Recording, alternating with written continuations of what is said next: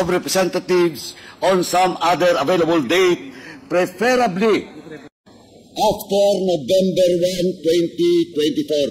And for the record, Mr. Chairman, the invitation that was sent to the former President and was answered by Attorney Delga was before the presence of the former President in the Senate.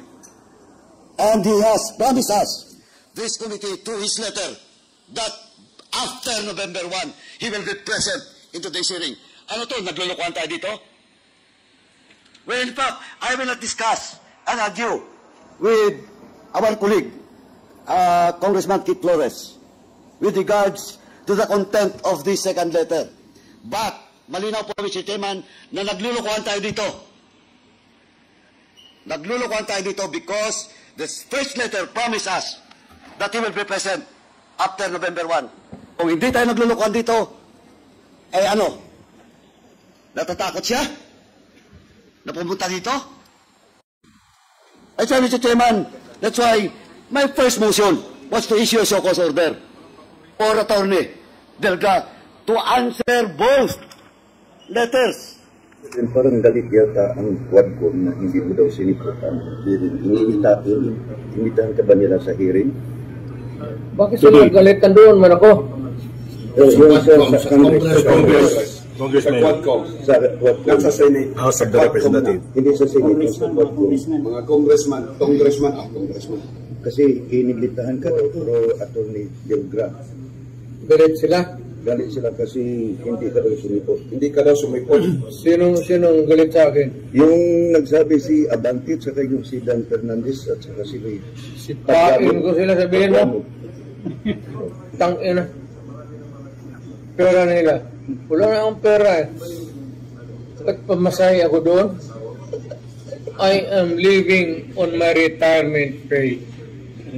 I never, kayo taga Davao kayo, lakin kayo doon. Kababata kayo dito. Wala akong extra money na sa bangko na lahat sweldo ko yan, pati yung retirement ko. Sila pa ang galit ngayon. Buang. At sinabi pang ipapunting ka daw. Sige daw. Si Paduano nagsabi kaniha lang. Sino? Paduano, yung Congressman Paduano. Congressman Paduano. Kasi Sino yung unggoy na yan? yung taga saan yan. Kasi yung actor na yun, si Dan Fernandez, ng mga Abante at saka resource Paduano. person. Yun yung nag-contempt sa lahat. You don't scare me a bit. Galing na ako pagka-presidente, huwag nila akong ganunin. Galing na ako sa Congress. Nag-mayor ako, nag-congressman ako, nag-presidente na ako. Do not give me that shit. Totoo bang may impartiality na nakita mo ngayon, Mayor? Wala man siguro, but alam mo, actually, wala, in fairness to the idiots, wala akong notice na pupunta ako ngayon. Wala na yan.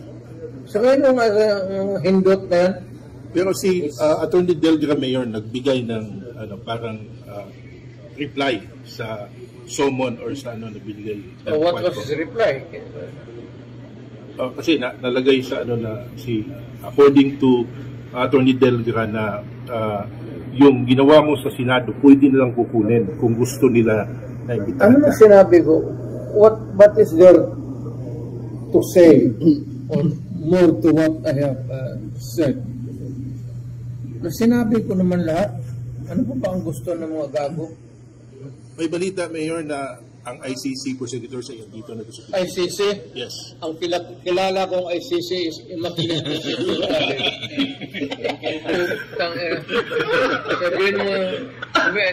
Sabihin mo sa ICC, I'm addressing to the ICC. Pumunta kayo dito at bibitahin ko dyan sa Akasya. Lo nila. Ibang issue. Pwede daw magbigay ang Senate ng transcript ng statement. Yes, statement mo sa Senate hearing. They will do that. Well, it's up to them. I mean, are you posing a question? Are you informing me? Yes. We're informing you that they are giving all the they will give the transcript out to ICC. It's a possibility. Well, go ahead. Do my guest. Mr. President. Yes. If in case that hindi na ang presidente, Senator Busita about the survey that he wanted and directed the PNP to conduct. What I'm trying to to see on the motion is the truthfulness of the survey. So basically, siguro, you want to pursue with your motion or? Yes, Mr. Chair. Sige. What's the pleasure of the gentleman from Party List One Rider? Mr. Chair, before I... Depending tayong motion. Yes, You Mr. have Chair. already... Banggitin ko lang dito, Mr. Chair. Dito sa Section 39, compulsory retirement. Compulsory retirement for officer and non-officer shall be upon the attainment of age 57, provided that uniformed personnel who have less than 1 year in service upon the effectivity of this act shall have the option to retire at the age of 56. So, ibig sabihin, Mr. Chair, ang binibigyan lang po dito ng option, itong retirable. But all the rest, pag naisa batas ito, 57 years old lahat ang retirement nila. That's why, para po makita natin yung interest ng rank and file, dapat po talagang magkaroon ng proper survey dito sa PNP personnel. Kung lumabas po, yes, majority, so be it. So ang punto lang dito, Mr. Chair, kailangan yung pulso talaga ng personnel ang makita natin dito. And I believe the honorable sponsor, ang interest lang talaga nito is para maproteksyonan yung ating personnel. Yung moral and welfare nila. So, kung hindi natin makuha, Mr. Chair, yung talagang pulso ng personnel, conflict yan doon sa interest ng author. Hindi po tama yon. So, yun lamang po, yung nabanggit kasi dito. Thank you so Mr. much. Chair. We have really to balance everything. We know that there are advantages, and disadvantages on the retirement age from 56 to 57. We know all about it. No? At alam natin that the junior officers will be really affected. No? Even without the survey, those junior officers will really react on this. But having said that, we already discussed as well the benefits of those other senior officials to be in service for another year for their capacity to lead the organization as well. But of course, hindi naman nila monopolize yung servisyo din, di ba? So, be that as it may, no? The reason why we are here is to approve or not the bill that was filed by the speaker and all other personalities in this as a co-author. So basically, I think we have discussed this lengthily, no, before and today. So one way or the other, we have to approve this measure in favor or not in favor of this House Bill 1140. But a while ago, you have a pending motion to direct them to conduct a survey, duly seconded. Hearing no objection, your motion is now approved. So, Mr. Chairman, yes. thank you, Mr. Chair. Let me just clarify. So, magsasurvey ka pending approval of this bill? No, What will be the purpose of that survey? In the service of this bill? Kasi if we approve this today, mutan academic po yung survey na yan. Di ba? Now, Mr. Chairman, ito na po. Again, I would just like to reiterate, and I will ask the PNP, not my fellow members of this committee.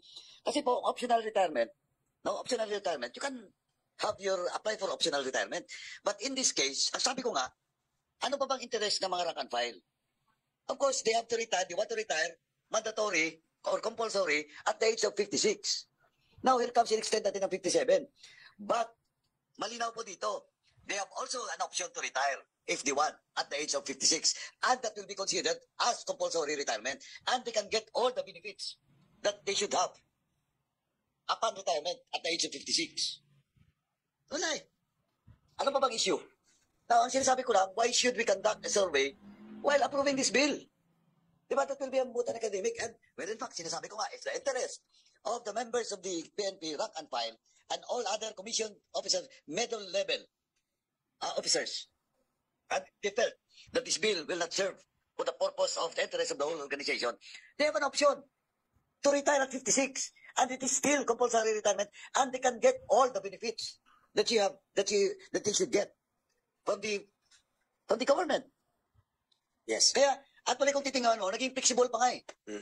Kasi kung gusto mo extend ng 1 year, pwede ka pasok. Kung gusto mo mag-retire ng 56, pasok ka pa rin. Compulsory retirement pa rin. Yeah, the same. You can still get all the benefits that you've given to all those retirees at the age of 57 or 56. Okay, well said. Kaya tingin ko, walang ano. Okay, so having heard that, Congressman Senator Bosita, you want to reply on the query, not a query, but the position of Congressman Paduano regarding your Pwede motion. bang malaman, Wait. Mr. Chair, kay Honorable Congressman Paduano, yung 10 dito sa bill stated, yung sinasabi po niya? Wait muna. Yeah, ito nga eh. Wait. Order muna. This is the parliamentary inquiry, parliamentary status, no? So there's a motion. We have approved the motion about the directing the PNP to conduct a survey while we are set to approve the said measure regarding the compulsory retirement.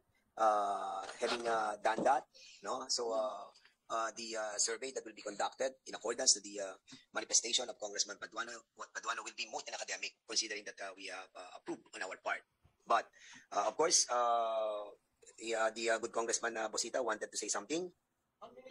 Okay, sa ating parliamentary status, we are in the period of asking our resource persons, no, regarding issues doon po sa 56 to 57 years old. But remember,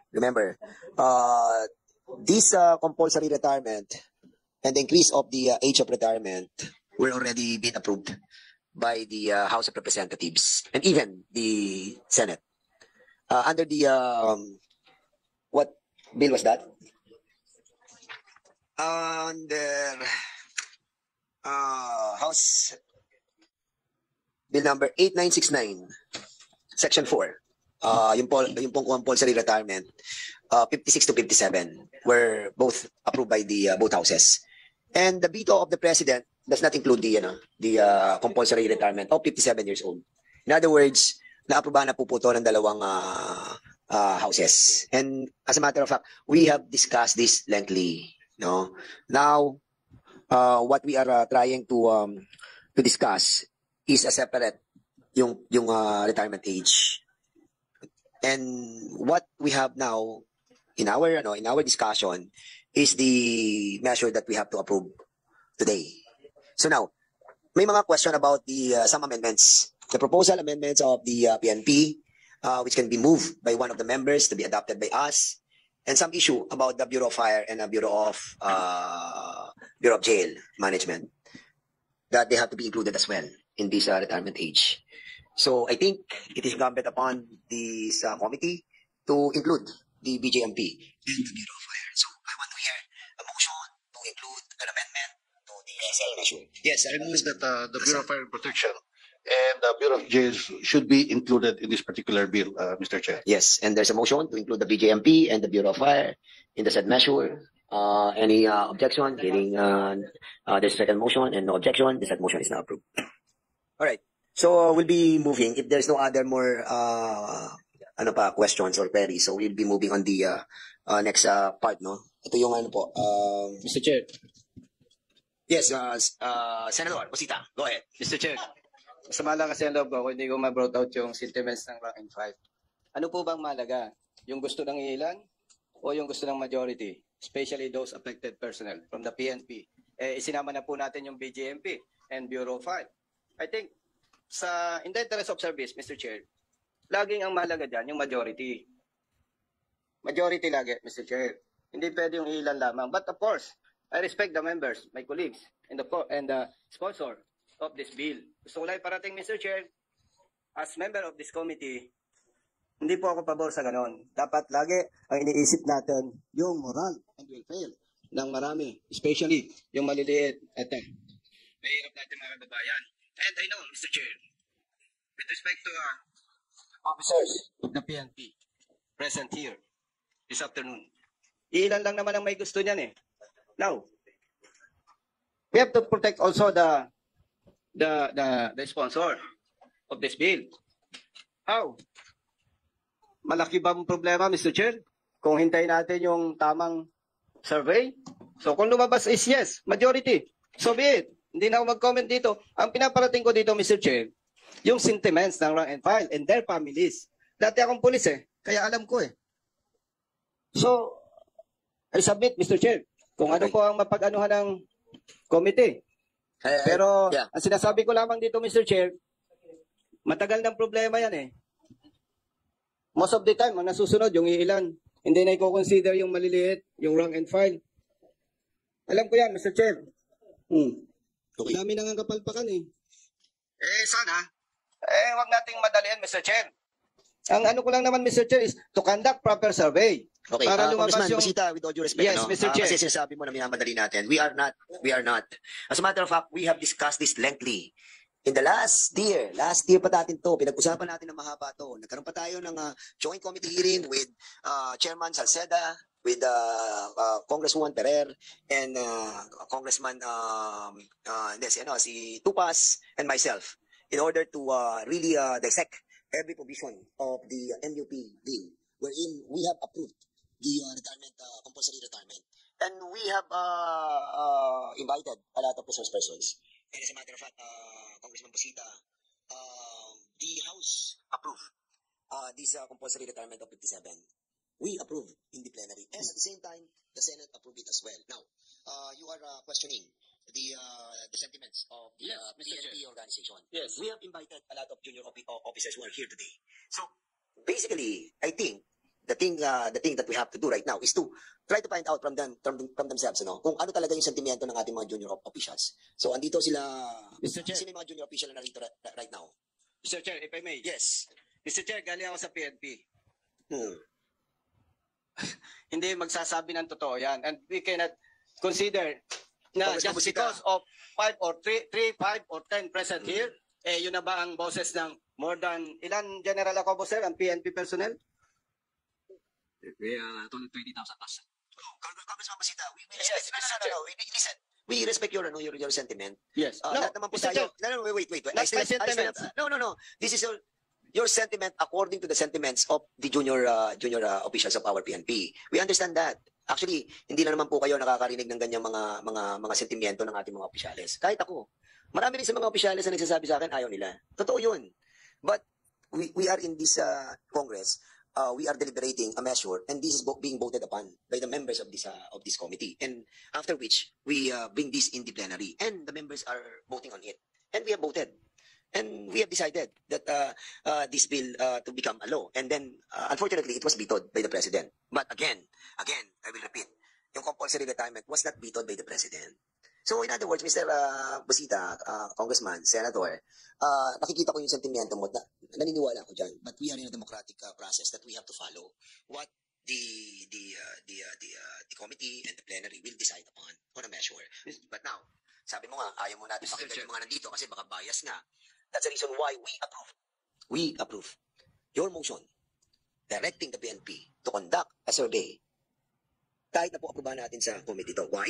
Because pupunta pa na tayo sa plenary And after which, nakita natin that the survey that was conducted by them, truly, honestly, nakita natin talaga sentiments. Then, we put that in the plenary and find out that the sentiments of the totality of the PNP really is against the compulsory retirement. Mr. Chair. And that's the reason why we wanted to give credence to what you have moved a while ago. So with that, the chair would like to recognize Congressman Plaza. Yes, Mr. Chair. Actually, that's why I duly seconded the motion of Congressman Busita, simply because a survey is a survey for us to have a better understanding on what is really happening on the ground. Then, but at the end of the day, we go to the plenary and decide if we agree or approve with this. Because it's unfair that the armed forces of the Philippines is the retirement age is 57, and the PNP is just PNP, BJNP, and so on and so forth, would be at 56 years old.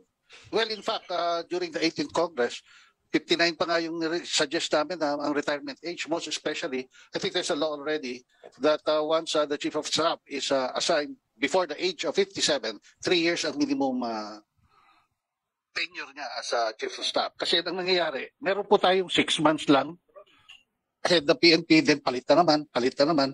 Short term ang nangyayaring, here is Congressman Acop. Again, Congressman Busita, ang akin is really, I agree with you na my sentiments, but that's why nag-second ako.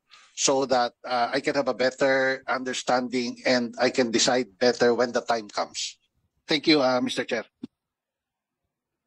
So much. The chair would like to acknowledge the presence of our ito na wisdom natin, si Congressman Acop. Together, he was with us during the deliberation of this matter. And I agree naman with you, Congressman Busita. You know that. But of course, alam naman natin that everybody decides on this matter depending on what they feel is right. Diba? And we are here to agree to disagree. Diba? And alam natin that there are advantages and disadvantages doon sa gagawin nating approval nung retirement age na 57. And we passed through that We passed through that. Na-aprobahan na po natin to nung pang joint committee hearing with Joey Salceda and Congressman Tupas. And mahaba yun. As I have said, para ma-recall din ni Congressman Acop yung pinagdaanan natin. And yun na nga, na-aprobahan ng both houses and then was vetoed by the President, not the compulsory age. Diba? So now, we're back. Tama yun, kasi nga yung AFP ay 57 na sila. So ito lang siguro yung wisdom ni Speaker at yung other authors na maisaba yung PNP. At dinagdagan natin yun. Isinama na natin yung Bureau of Fire saka yung jail para maging balanse na po yun sa DILG family. And I think with this, we can move on and try to finalize these amendments that we propose on the measure that was authored by the Speaker. After all, we still have the plenary. And then we can question the survey that was conducted by them with regard to this issue that you were raising a while ago. Totoo ba yung survey? May basehan ba yung survey? Yung ba ang totoong sentimiento ng ating mga non-commissioned officers? And you have the right to question that. But other members have the right also to decide on their own regarding this measure.